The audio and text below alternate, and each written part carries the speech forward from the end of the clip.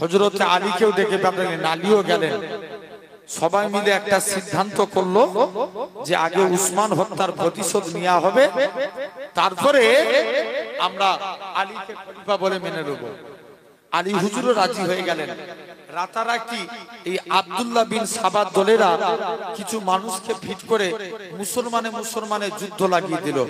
যেই যুদ্ধটার নাম ছিল জঙ্গে জামাল, উটের যুদ্ধ। কিসের? জঙ্গে জামাল, আরবিতে বলা হয় জঙ্গে জামাল, উটের যুদ্ধ। যে যুদ্ধে 60,000 মুসলমানদের সবথেকে বেশি ক্ষতি হয়েছিল। 60,000 মুসলমান শহীদ হয়ে গিয়েছিল। পরবর্তীতে দেখেন আর কি কাফেরদের বিরুদ্ধে হয়েছিল, বলো না, সব মুসলমান এরকম ভাবে সব যত দেখবেন কিছু নবী সাহাবীরা হুসাইনের পক্ষে চলে গেল, বেশিরভাগ কুফাবাসীরা এরা ছিল সব মুসলমান। ওই যে সেদিন থেকে আলাদা হলো, আজও আলাদা। নালে চিন্তা করে দেখেন, রিসেন্ট কিছুদিন আগে ইরান আর ইসরায়েলের যুদ্ধ হচ্ছিল না? কথা বলবে তো, এগুলো একটু জ্ঞান রাখতে।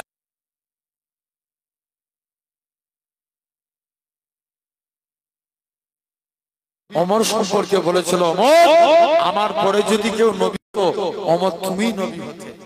তাহলে ওমর সেদিন ভুল করে নে। আজও যারা ইসলামের বিরুদ্ধে চারণ করবে তাদের বিরুদ্ধে বলাটা আমাদেরও না, ঠিক না ভুল? কথা বলবে তো, জেনে রেখে দেন। আসেন তথাপিও মন দিয়ে শুনেন। আজকে যেহেতু এটা নবী দিবসের মাহফিল, ঠিক কি না? কথা বলো, নবীর নিয়ে আলোচনা হবে, বলো ইনশাআল্লাহ। এই যে মাসটায় বসেছি ভালো করে বুঝবেন, বুঝার জিনিস। আমরা যে মাসটায় বসেছি এই মাসটার নাম কি? রবিউল আউয়াল মাস। আচ্ছা বলো তো ভাই, আমাদের কাছে রবিউল আউয়াল সর্বশ্রেষ্ঠ না রমজান মাস সর্বশ্রেষ্ঠ? বলো বলো, মন দিয়ে শুনো। রমজান মাসের ইজ্জত আছে না নাই? আছে। কারণ দেখবেন রমজান মাসে মুমিন বান্দাদের অন্তর আলাদা খুশি হয়। রমজান মাসে ঘরে সেহরি খেতে ডাকে। দেখবেন বিকেলের টাইমে সবাই মাথায়, যারা মুসা নবীর উপরে নাজিল হলো তাওরাত, তুর পাহাড়ে আনতে গেলেন। ঈসা নবীর উপরে নাজিল হলো ইনজিল। তিনটে জায়গায়, আল কুদস, রামাল্লাহ, বাইতুল্লাহ, ইনজিল নাজিল হলো। আল্লাহ ঈসা নবীকে ডেকে পাঠালেন, তিন জায়গায় ইনজিল আনতে গেলেন। সব নবীরা পিছনে দৌড়েছে, আর আমার মুস্তাফা জিতাই গেছে। আল্লাহ কোরআন মাজিদ নাজিল করেছে। সুবহানাল্লাহ হচ্ছে না? এটা মানুষ তো কাজ দিয়াটা ভাঙরের মানুষের এরকম আওয়াজ আশা করা যায় না। আর একটু জোরে বলো। ভাঙর মানে সব দিকে এগিয়ে। ভাঙর মানে কি? সব দিকে এগিয়ে। জেনে রাখবেন, ভাঙরের মানুষের কাছে এটা অ্যাকসেপ্টেড করা যায় না। সুবহানাল্লাহ বলবো নবীর মাহফিলে বসে, জোরে জোরে আল্লাহ খুশি হয়ে যাবে। জোরে বলো আলহামদুলিল্লাহ। একটু মন দিয়ে শুনো। তাহলে দেখেন, আমার নবী জিতাই গেছে, আল্লাহ কোরআন সিধাই নাজিল করেছে। নবী গেলেন তায়েফে, কোরআন নাজিল হলো সেখানে। নবী গেলেন বদরে, কোরআন নাজিল হলো সেখানে। নবী গেলেন উহুদে, কোরআন নাজিল হলো সেখানে। নবী গেলেন গারে হিরায়, কোরআন নাজিল হলো সেখানে। মুস্তাফা জিতাই যায়, আল্লাহ কোরআন মাজিদ সিধাই নাজিল করে দেয়। তাহলে সেই কোরআন এসেছে কোন মাসে? রমজান মাসে। তাই রমজান মাস শ্রেষ্ঠ মাস। আর যে নবীর জন্য কোরআন এসেছে সেই নবী কোন মাসে এসেছে? রবিউল আউয়াল মাসে। তাই রবিউল আউয়াল সর্বশ্রেষ্ঠ মাস। এটা 2 নম্বর হয়ে গেল। 3 নম্বর, কোরআন রহমত মুসলমানদের জন্য রহমত। কাউকে জিন ধরেছে, কোরআনের আয়াত করে যদি ফুল দেয়, জিন থাকবে না, পালাবে। জোরে বলো। কোরআন কাউকে জিন ধরেছে, কোরআনের আয়াত করে ফুক দেন, জিন আগুন লাগার মতো ছুটবে, ঠিক না? আর নবী সম্পর্কে আল্লাহ বলছেন, ওমা আরসালনাকা ইল্লা রাহমাতাল লিল আলামিন। আমার নবী হচ্ছেন तमाम পৃথিবীবাসীর জন্য রহমত। জোরে বলো। এক নাম্বার কেমন রহমত দেখেন, একটু একটু করে বুঝাই। একদিন দুইটা পাখি, বড় একটা বাজ পাখি ছোট পাখিকে তাড়া করেছে। শুনছো তো? কি পাখি? বড় পাখি ছোট পাখিকে তাড়া করেছে। পাখিটা উড়ে উড়ে আল্লাহ রাসূলের দরবারে চলে গেল। মুসলমান ঘরের ছেলে মেয়েরা, আব্বারা, তরুণেরা, হে গাজদিয়ার মানুষেরা, শুনে রেখে দেন, এরকম ভাবে ছোট পাখিটা আল্লাহ নবীর হুজরা মোবারকে চলে গেলেন। পাখিরা পাখিদের বাসায় কিচিরমিচির করে, পাখিরা পাখিদের বাসায় কাঁদে। এরকম ভাবে আল্লাহ নবীর দরবারে যে হাজি, অবশেষে দেখতে পাওয়া যায় বড় পাখিটা ছোট পাখিটার পিছনে ধাওয়া করে এরকম ভাবে আল্লাহ নবীর দরবারে চলে আসলেন। আল্লাহ নবী বলে, ও বড় পাখি, কি ব্যাপার, তোমরা কেন আমি আমার দরবারে এসেছো? বাজ পাখি গানা বলতে লাগে, ইয়া রাসূলুল্লাহ, হাবিবাল্লাহ। ছোট পাখি বলে, হুজুর আপনি আমায় বাঁচান, বড় পাখি বাজ পাখিটা আমাকে মেরে দিবে। আল্লাহ নবী বলে, এরকম ভাবে নবী আমার বলতে লাগে, ও বড় পাখি, তুমি ছোট পাখিকে ছেড়ে দাও, কেননা আজকের দিনে সে আমি নবী আমার কাছে সাহায্য চায়, আজকের দিনে সে আমার কাছে সাহায্য চায়। অবশেষে আল্লাহ নবী বলে, তবে আজকের দিনে আমি আমার গালটা হাঁ করে দিলাম, তুমি আমার গালের নরম গোশতগুলো খেয়ে নাও। তথাপিও বড় পাখিটা আজকের দিনে ছোট পাখিটাকে ছেড়ে দাও। বাজ পাখি বলতে লাগে, ইয়া রাসূলুল্লাহ, হাবিবাল্লাহ, আজকে কয়েকদিন হয়ে গেল আমি ভুকা অবস্থায় কেটে যায়, হুজুর আমি ক্ষুধার জ্বালা যন্ত্রণা সহ্য করতে পারি না। অবশেষে ছোট পাখিটাকে তাড়া করি, ইয়া রাসূলুল্লাহ, হাবিবাল্লাহ, কোথাও কিছু না পেয়ে ছোট পাখিটা উড়ে উড়ে আপনার দরবারে চলে আসে। ইয়া রাসূলুল্লাহ, হাবিবাল্লাহ, তার পিছনে পিছনে আমি আপনার দরবারে আসি। ইয়া রাসূলুল্লাহ, হাবিবাল্লাহ, যখন আপনার নূরের চেহারাখানা দেখি, আমি বাজ পাখির শরীরে জ্বালা যন্ত্রণা ক্ষুধাটাকে আমার আল্লাহ নিবারণ করিয়ে দিয়েছিলেন।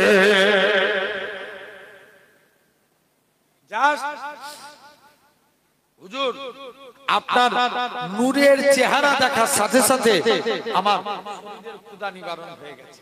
ওহ, এই ছিল আপনার আমার নবী, দোয়া করেছে যার জন্য আল্লাহ মাকাম আলা করে দিয়েছে। জোরে বলবে না? হযরত উসমান গনি গরিব না বড় লোক ছিলেন? কথা বলেন, বড় লোক ছিলেন। আচ্ছা, স্বাভাবিক আমরা হুজুর এলে বলি না যে হুজুর একটু দোয়া করেন, আল্লাহ যেন আমাদের টাকা পয়সায় বরকত দেয়? বলি না, বলিনি? উসমান গনি নবীর কাছে গেছে, হুজুর দোয়া করুন আল্লাহ যেন আমার রুজি কমিয়ে দেয়। কি কমিয়ে দেয়? রুজি কমিয়ে দেয়। আল্লাহ নবী বলছে, উসমান তুমি এরকম দোয়া কেন চাও? এক সাহাবী কেমন রাহমাতুল লিল আলামিন নবী দেখেন, সাহাবাদের যত সমস্যা হতো সব নবীর দরবারে চলে যেতেন। জোরে বলবে না? এটাই তো রাহমাতুল লিল আলামিন নবী।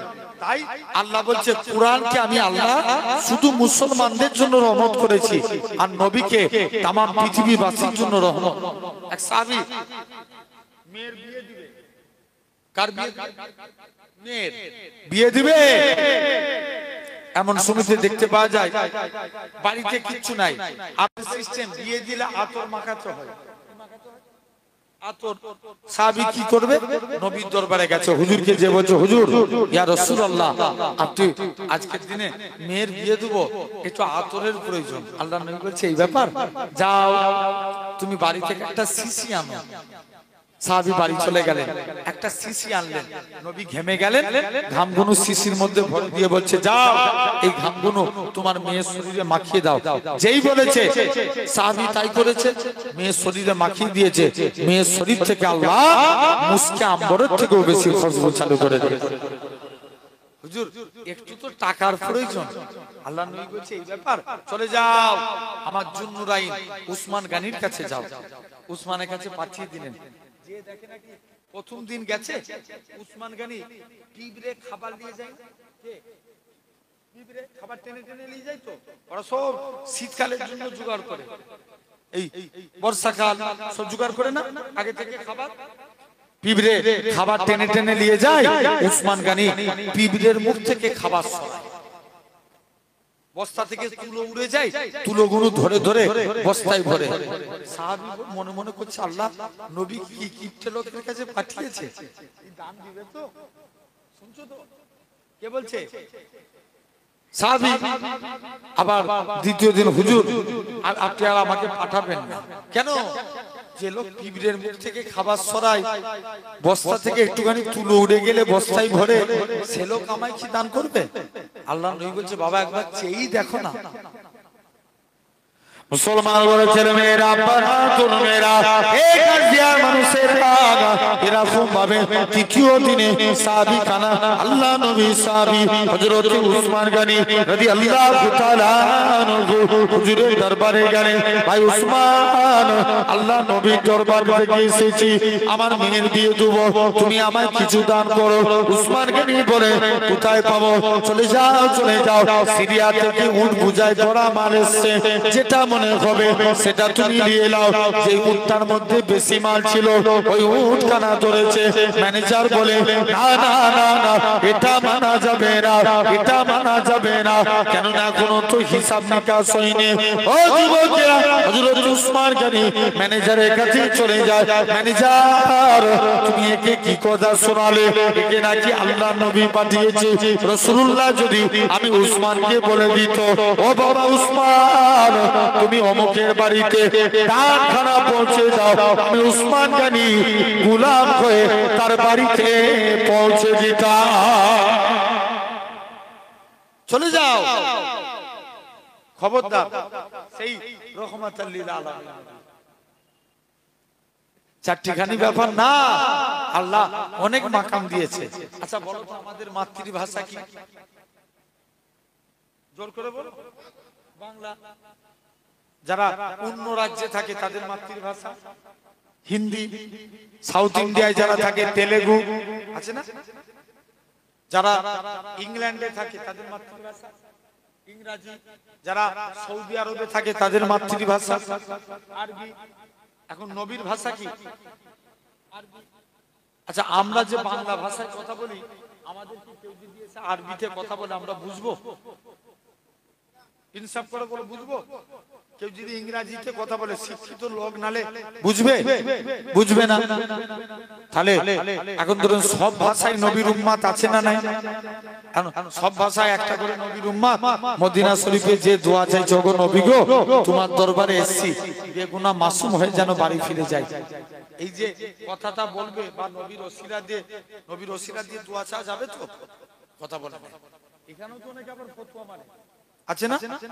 বড় পীর আব্দুল কাদের জিলানী এক খ্রিস্টান আর মুসলমানের মধ্যে তর্ক বিতর্ক হচ্ছে। খ্রিস্টান বলছে মেরে নবী ঈসা রুহুল্লাহ সবসে বড়া আলা है। মুসলমান বলছে, আরে তুর মুহাম্মদ সাল্লাল্লাহু না হতা তো কুছ ভি না হতে। জোরে বলে। বড় পীর সাহেবের কথাটা কানে গেল। এই বলছে, হ্যাঁ আমাদের নবী জিন্দা করে দেখিয়েছি, তোমাদের নবী করে দেখিয়েছে? বড় পীর সাহেব বলছে, এই रसूलुल्लाह बहुत दूर की बात, अगर अब्दुल कादिर किसी को बुलाए वो भी कब्र से खड़े हो जाए। जोरे बोलो। मुझे बोलना तो बहुत आसान है, करना पड़ेगा। করে দেখাও। 500 साल पीछे वाला एक कब्र में लेके गए गौसुल आजम को बुलाओ।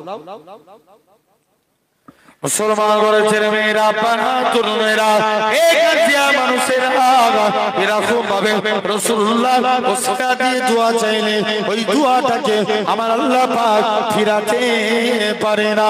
হযরত আব্দুল কাদের জিলানী আল্লাহর কাছে হাত তুলে দোয়া চায়, আল্লাহ পাক এখান থেকে আজকে একটা কবরের সামনে দাঁড়িয়ে আছি, এখান থেকে যদি মানুষটা না উঠে রাসূলুল্লাহর অপমানের ব্যাপার আছে, আল্লাহ আমি আব্দুল কাদের জিলানীর অপমানের ব্যাপার আছে, তুমি আজকের দিনে আমার হাতকে কবুল করে নাও। হে নওজোয়ান যুবকেরা, আল্লাহ পাকের ওলি হযরত আব্দুল কাদের জিলানী এরকম ভাবে হাত তুলে দোয়া চায়, অবশেষে বলে কুম বিজনিল্লাহ, এই কবরবাসী তুমি আল্লাহর হুকুমে জিন্দা হয়ে যাও। সঙ্গে সঙ্গে কবর থেকে মানুষটা সুজা খাড়া হয়ে দাঁড়িয়ে যায়। জোরে বলো না, কবর থেকে সুজা দাঁড়িয়ে যায়। শুনছো? মন দিয়ে শুনবে। সেই নবী সব ভাষায়, তাহলে নবীর উম্মত আছে না নাই? এখন নবীর ভাষা আরবি, আমাদেরকে কেউ যদি এসে আরবিতে কথা বলে আমরা তো বুঝতে পারি না, তাহলে নবী বুঝবে কি করে? যে যে ভাষায় নবীকে সালাম দেয়, নবী প্রত্যেকের সালাম শুনে উত্তর দেয়। আরেকটু জোরে বলবে না? আসেন সেই নবী দিবসের মাহফিল, তো কথা বলে নবী দিবসের মাহফিল অনলি ফর শুধু নবীর আলোচনা হবে প্রথম থেকে শেষ পর্যন্ত। বলো ইনশাআল্লাহ। শুনবে তো তোমরা? থাকবে? একবার তাকবীর মারো তো দেখি। নারে তাকবীর। একজন দাও সবাই মিলে বলো। একজন তাকবীর দাও সবাই মিলে বলো। দাও। ও গলা আস্তে হয়ে গেছে, জোরে দিতে হয়। গলা জোর আছে কার?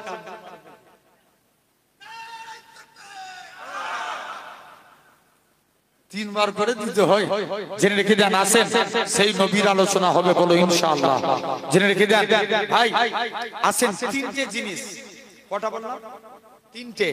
ইবাদাতুল্লাহ, কিতাবুল্লাহ, কাবাতুল্লাহ। তিনটের থেকেও সম্মান বেশি রাসূলুল্লাহর। জোরে বলো। মন দিয়ে শুনো। আচ্ছা বলো তো ভাই, নামাজ আগে না নবী আগে? ঠিক করে বলো। নবী আগে? জেনে রেখে দেন যে নামাজ সম্পর্কে আল্লাহ রাসূল বলছেন আফজালুল ইবাদাতে ইবাদাতুস সালাত। নামাজ এক ऐसी আমল है जो सबसे आला इबादत है। জোরে বলো। আল্লাহ রাসূল বলছেন as-salatu mi'rajul mu'minin। नामाज एक ऐसी अमल है जो आप लोग नमाज में खड़े हो गए तब आपके साथ खुदा का दीदार होने लगा। জোরে বলো। আল্লাহ রাসূল বলছেন as-salatu ila salatil kaffara। নামাজ হলো কিয়ামতের দিন মুমিন বান্দাদের জন্য জান্নাতে যাওয়ার কাফারা। as-salatu ila salatil kaffara। শুনছো তো? এই কেমন কাফারা একটু ভালো করে বুঝবেন। এখন তো অনেকে আবার নফল নামাজ ছেড়ে দিচ্ছে, শুনছো না? বলে শুধু ফরজ নামাজ পড়বো। মক্কা শরীফে হজ করতে যে ও মানুষই চেঞ্জ হয়ে গেছে। কেউ হজ থেকে ফিরে এসে আল্লাহর ওলি হয়ে যায়, আবার কেউ হজ থেকে এসে চিটিংবাজ হয়ে যায়। কথা বলে আছে না? নাই দেখবেন ভাই, ওখানের ফতোয়া মাসলাক জেনে রেখে দেন। শুনছো? মন দিয়ে শুনো। যে অনেকে দেখবেন এখন শুধু ফরজ নামাজ পড়ে, সুন্নত পড়ে না, আবার সুন্নত পড়ে নফল পড়ে না। আর খবর নিয়ে দেখো যত আল্লাহর ওলিরা হয়েছে এরা নফলের উপর জোর দিয়ে আল্লাহর ওলি হয়েছে। জোরে বলো।